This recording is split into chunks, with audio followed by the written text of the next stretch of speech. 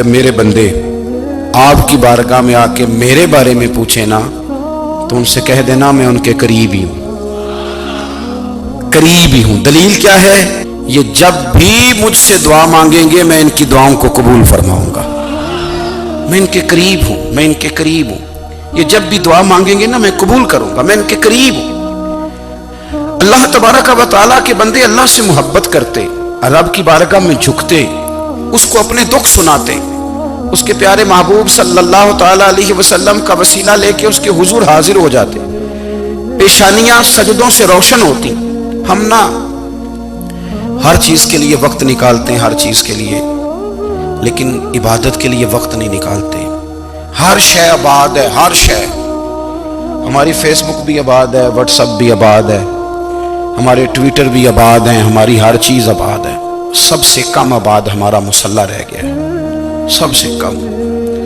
وہ لوگ اب ڈھونڈنے سے ملتے ہیں جن کی بغل میں مصلی ہوتا تھا۔ میرے بھائی، آپ کتنا کو دنیا کے پیچھے بھاگو گے تھکا دے گی، کتنا دولت کے پیچھے بھاگو گے تھکا دے گی۔ آپ جب اپنی زندگی میں جمع تفریق کرو گے نا تو مرتے وقت احساس ہوگا کہ سارا کچھ تو لوگوں کے لیے کیا، اپنے لیے تو کر ہی کچھ نہیں سکے۔ اور ہم عبادت کے معاملے میں بہانے بازی بھی کرتے ہیں۔ ہم کہتے ہیں اوہو رزق کمانا بھی تو عبادت ہی ہے نا، تو میں حلال روزی کے لیے جا رہا ہوں، یہ بھی تو عبادت ہے نا۔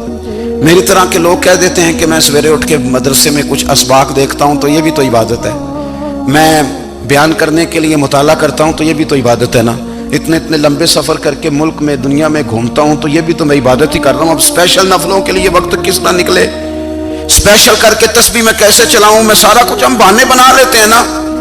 میرا سوال یہ ہے کہ یہ ساری باتیں صحابہ کو، نبی کریم کو، دیگر لوگوں کو بھی تو پتہ تھی نا، لیکن آپ غور تو کریں، 23 سال حضور کو وقت ملا، مختصر وقت ظاہراً تبلیغ کرنے کے لیے، پوری دنیا میں دین بھی پھیلانا ہے۔ گھر میں 11 ازواج ہیں، 4 بیٹیاں ہیں، ان کی اولادیں، سارے کام کاج بھی دیکھنے ہیں، لیکن سیدہ طیبہ طاہرہ حضرت عائشہ صدیقہ رضی اللہ تعالیٰ عنہ فرماتی ہیں سارا دن تبلیغ کرتے، ہر غلام کے دکھ سنتے، گھر میں آتے تو اپنے گھر والوں کا خیال کرتے، کام میں ہمارا ہاتھ بٹاتے۔ قربان جاؤں، کہتی ہیں زمانہ سارا سو جاتا لیکن آمنہ کے لال مصلی بچھا لیتے۔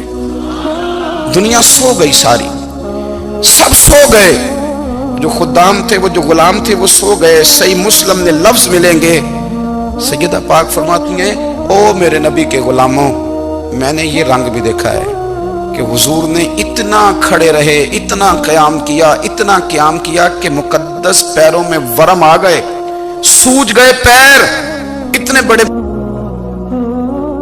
دل پہ ہاتھ رکھ کے نہیں بتا سکتا کہ میرے کبھی نماز میں پیر سوج گئے، کوئی نہیں بتا سکتا۔ بچوں کی روٹی کماتے تھک گئے، بات الگ ہے، ہم سیر کرنے گئے تو تھک گئے، بات الگ ہے، لیکن عبادت میں یہ بھی تو مسلم شریف ہے نا، یہ بھی تو دین ہے نا، یہ بھی تو حضور کی سنت ہے، یہ بھی تو وہ چیز ہے جو کریم کی آنکھوں کی ٹھنڈک ہے۔ سیدہ فرماتی ہیں پیروں میں ورم آ گئے، اور ساری رات ہی حضور نے نماز پڑھی اور ایک ہی آیت بار بار دہرائی۔ مسجد نبوی میں بلال حبشی نے فجر کی اذان دے دی اور حضور ابھی مصلی پہ تھے، کریم فارغ ہوئے، میں نے عرض کی یا رسول اللہ صلی اللہ علیہ وسلم، آپ کے تو صدقے اللہ اگلے پچھلوں کے گناہ معاف کرے گا، تو آپ اتنی آہوزاری کیوں فرماتے ہیں؟ آپ تو شفیع ہیں، آپ تو انبیاء کے امام ہیں۔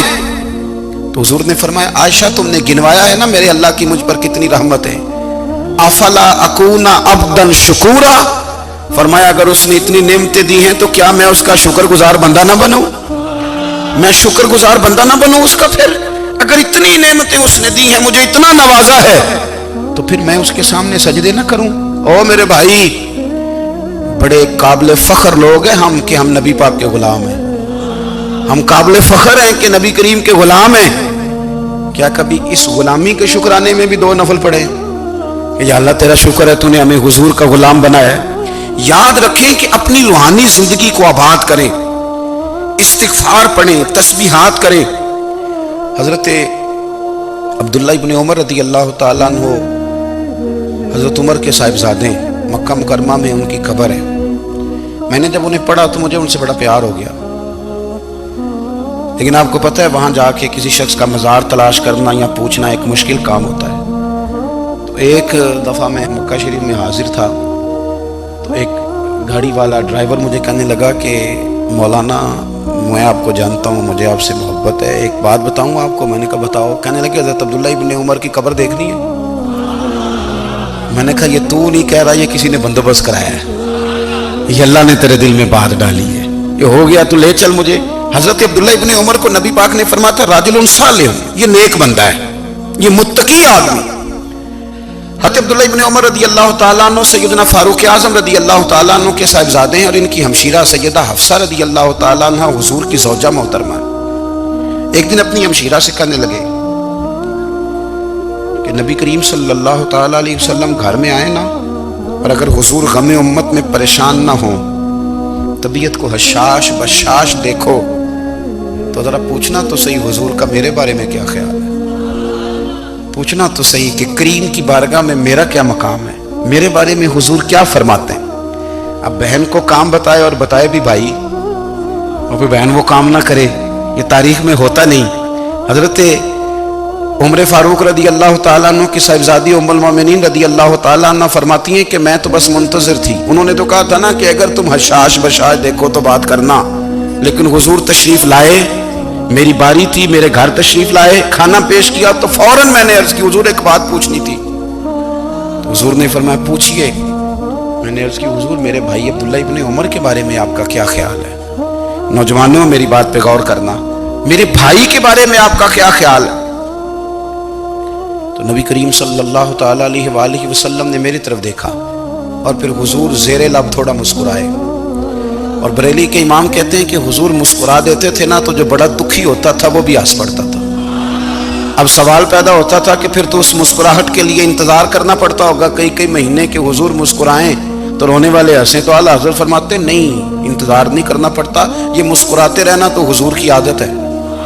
جس کی تسکین سے روتے ہوئے ہنس پڑے، اس تبسم کی عادت پہ لاکھوں سلام۔ یعنی یہ تو عادت ہے حضور کی مسکراتے رہنا، اس کے لیے انتظار نہیں کرنا پڑتا۔ بھائیو آپ خیال رکھیں گے، غور کریں گے، حضرت عبداللہ ابن عمر رضی اللہ تعالیٰ عنہ کے بارے میں پوچھا تو سیدہ فرماتی ہیں کہ نبی کریم صلی اللہ تعالیٰ علیہ وسلم نے زیر لب مسکرائے اور فرمایا حفصہ تیرا بھائی ہے تو اچھا، لیکن میں نے سنا ہے کہ عشاء کی نماز پڑھتا ہے تو فجر تک سویا ہی رہتا ہے۔ او نوجوانوں، 10 بجے تک سونے کی بات نہیں ہوئی، 9 بجے تک سونے کی بات نہیں ہوئی، 11 بجے اٹھنے کی بات نہیں۔ حضور فرمانے لگے میں نے سنا ہے کہ عشاء کی نماز پڑھ کے سو جاتا ہے اور فجر تک سویا ہی رہتا ہے، اسے چاہیے کہ تہجد کے وقت اٹھا کرے، اللہ کی بارگاہ میں حاضر ہوا کرے، آہوزاری کرے، سجدے کرے، عبادت کرے، اٹھتا ہے اور فجر میں جا کے اٹھتا ہے۔ حضرت جناب حفصہ رضی اللہ تعالیٰ عنہ کہتی ہے میں نے جناب عبداللہ ابن عمر کو پیغام دیا اور میں نے کہا میرے جوان بھائی سن، نبی پاک نے فرمایا ہے تو اچھا پر تہجد میں نہیں اٹھتا، نفل نہیں پڑھتا۔ او میری ملت کے جوانوں، مزہ نہیں آ جاتا جب ساری دنیا سوئی ہو، ساری دنیا، اور بستر بھی گرم ہو اور نیند بھی پورا غلبہ کر رہی ہو، اور اچانک گھنٹی بجے دماغ میں، آنکھ کھلے، گھڑی پہ نظر پڑے، 3:30 4 بجے کا پیغام گھڑی بتائے، اور کوئی چڑھتی جوانی والا اٹھ کے وضو کرے، اور جب وہ مصلی کھول کے بچھائے تو مدینے والے محبوب کہتے ہیں کہ ہر نماز پہ رب ثواب دیتا ہے، اور جو اٹھ کے تہجد کی نماز پڑھے اسے دیکھ کے تو رب مسکراتا ہے، جو اس کی شان کے لائق ہے، جو اس کی شان کے لائق، وہ مسکراتا ہے، خوش ہوتا ہے کہ میرا بندہ تہجد میں اٹھ گیا، وہ مسکراتا ہے۔ کاش ہماری صبحیں کبھی اپنے مالک کے نام ہو جائیں، کاش کے صبح۔ حضرت ابو الحسن رحمۃ اللہ تعالیٰ علیہ حضرت معاذ ابن جبل رضی اللہ تعالیٰ عنہ کے پاس بیٹھا کرتے تھے، فرماتے ہیں ان سے جو پیار بڑھا تو پھر میرا مصلی سے بھی بڑھ گیا۔ تابعی ہیں، فرماتے ہیں صحابی رسول سے محبت ہوئی تو ذکر سے بھی ہو گئی، پھر درود شریف سے بھی ہو گئی، محبت ان سے بڑھی تو پھر اللہ نے مسجد کا پیار بھی بڑھا دیا۔ آپ فرماتے ہیں کہ میری ہر وقت بھی یہ چاہتی تھی کہ بس اللہ اللہ کروں، بس اللہ اللہ کروں، بس نہ میں ذرا تھوڑی جان چھڑاؤں لوگوں سے، کو 10 منٹ ملیں تو میں کچھ 4 نفل پڑھ لوں، میں تھوڑا سا نہ بچوں لوگوں سے، اور مجھے تسبیح ملے تو میں نہ कुछ 400-500 दफा इस्तिगफार पढ़ूं, सुभान अल्लाह, अल्हम्दुलिल्लाह, अल्लाहु अकबर, ला हौला वला कुव्वता इल्ला बिल्लाह, मैं ना तस्बीहात पढ़ूं। फरमाते हैं कि बच्चे थे घर में 6-7, गुर्बत थी, काम मिलता कोई नहीं था, और मैं काम चोर नहीं था, काम ढूंढता था, पर अल्लाह की कुदरत के काम नहीं मिलता था। फरमाते हैं कि मैंने एक दिन अपनी अहलिया से कहा कि आज मैं फिर जाता हूँ काम ढूंढने, तो मेरी बीवी बड़ी फर्मा बरदार थी, पर उस दिन ना गुर्बत के हाथों तंग आके कहने लगी, आज नाना कोई तू चीज़ लेके आया, तो मुझसे बच्चों की भूख नहीं देखी जाती है, सब रोगां दा रोग मुहम्मद जिसदा नाम गरीबी, कंड बुला के लंघ जाते नहीं दोस्त यार करीबी, आज ना कुछ लेके आया तो मैं बच्चे लेके चली जाऊंगी। शेख फरमाते हैं कि मैं बड़ा परेशान घर से निकला, पर मैंने सुबह से लेके जोर तक काम ढूंढा, काम मिला कोई नहीं। तो मेरे दिल में ख्याल आया, चलो काम नहीं मिलता तो अल्लाह अल्लाह तो करे ना, चलो बंदों की मजदूरी नहीं मिलती तो रब करीम की इबादत ही करते हैं। फरमाते हैं कि मैंने ना फुरात के पानी से वुजू किया, नहर के, शदीद धूप थी, साथ रेत थी और रेत तप रही थी, मैंने अपना रुमाल वहीं मुसल्ला के तौर पर बिछा लिया, और फरमाते हैं कि जोर से लेकर असर तक नमाज पढ़ी, धूप भी पूरे जोर पे, पर मेरे सजदे का ज़ौक़ भी पूरे जोर पे। फरमाते हैं सूरज भी चमक रहा है और रब की इबादत का ज़ौक़ भी पूरे जोर पे, मैं सजदा करूं तो फिर मेरा उठाने को जी ना चाहे। मेरे उस्ताद लिखा करते थे, ये उनका शेर है, वो कहा करते थे, मुझे सोज दे, मुझे साज दे, और मुझे नीम शब का न्याज दे, दमे सजदा खुद को मैं तोड़ दूं, मुझे ऐसा ज़ौक़ नमाज दे। और मैं तेरी बहार का फूल हूं, मैं खिला भी हूं तो तेरे लिए, मुझे मेरी शाख से तोड़ ले, मुझे अपनी जुल्फ का नाज दे। भाई फरमाते हैं कि असर तक मैंने नफल पढ़े, दिल ढलने लगा, असर की नमाज पढ़ी और मैं वहां से चला। अब मैं जब निकलने लगा तो दिल में ख्याल आया कि छोटी छोटी दीवारें हैं घर की, बगैर कुछ लिए जाऊंगा तो बीवी दूर से देखेगी तो शोर करेगी कि फिर खाली हाथ आ गया है।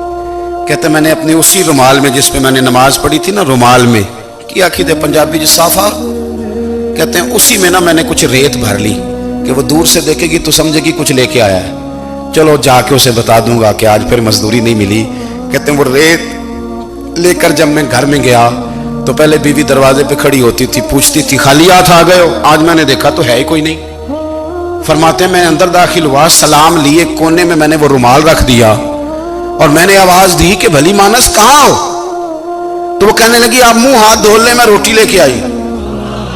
मैंने कहा रोटी कहां से आ गई, यहां तो कई दिनों के फाके, तो कई दिनों की गुर्बत है, यहां तो इस घर में तो फकीरी है। फरमाते हैं कि वो रोटी लेके आई और उस वक्त की जो मौजूदा नेमतें थी, समझ ले सलाद अचार हर चीज साथ लाई। मैंने कहा कि बच्चे कहाँ गए, कहने लगी वो खाना खा के खेलने गए, आप खाना खा लें आ जाते। खाना उसने चुन दिया। मैंने हैरत अंगेज लहजे में सारी नेमतें अपने दस्तरखान पे देख करके बीवी से पूछा ये कहां से आया खाना, बच्चों को तूने कहां से खाना खिलाया, ये सारा कुछ कैसा है। कहने लगी पता नहीं आज आप किस करीम की मजदूरी करने चले गए थे, पता नहीं किस करीम की, मेरे घर में तो इतनी नेमतें आई हैं कि मुझसे संभाली नहीं जा रही, इतना अनाज है, इतना गंदुम है, किस करीम के दरवाजे आज चले गए थे। ये कहते कहते वो उठी और उठ करके कहने लगी पहले बड़ा कुछ आया था, अब क्या ले आए हो। और जा करके ना उसने वो रेत वाला रुमाल खोला, कहने लगे मैं तो लेके आया था रेत, तो मेरे रब ने उसे भी सोने और हीरे बना दिया था। जब आपकी तवज्जो अल्लाह की जानिब, मेरे नबी पाक सल्लल्लाहु ताला अलैहि वसल्लम ने फरमाया हर चीज अपने रब से मांग, हर चीज मांग, हर चीज मांग। या रसूलल्लाह क्या कुछ, मेरे महबूब ने फरमाया तेरे घर में नमक भी खत्म हो जाए तो वो भी अपने रब से मांगा कर, तो मांगना वो तुझे देगा, तो उसकी बारगाह में कशकोले तलब दराज तो करना। और तिरमिज़ी शरीफ में अजीब लफ्ज है, रसूल कायनात ने फरमाया, रब करीम फरमाते हैं जब मेरा बंदा हाथ उठाता है ना तो मुझे हया आती है कि मैं खाली कैसे लौटा दूं इसके। इतने बड़े बादशाह की बारगाह में दुआ की बड़ी ताकत है। मेरे नबी पाक ने फरमाया दुआ मोमिन का हथियार है, दुआ मोमिन का, दुआ मोमिन का। हुजूर ने फरमाया तकदीर को स्वाए दुआ के कोई चीज नहीं बदल सकती, दुआ मोमिन का हथियार है, ये काफिर के पास कोई नहीं, ये हथियार है मोमिन का। अल्लाह करे आपको समझ आए, फिर सुने, कई बार कह चुका हूं ये हथियार है। काफिर के मुकाबले में जो तेरे पास सबसे बड़ा हथियार है वो दुआ है। दुआएं करानी छोड़ दी, करनी छोड़ दी, लेनी छोड़ दी। हजरत सैयदना अनस बिन मालिक रदी अल्लाह तआला अन्हु फरमाया करते थे, मैंने वो रंग देखा है जब हुजूर दुआ मांगते थे और हुजूर की मुकद्दस आंखों में आंसू भी साथ ही बहा करते थे। मैंने वो अंदाज देखा।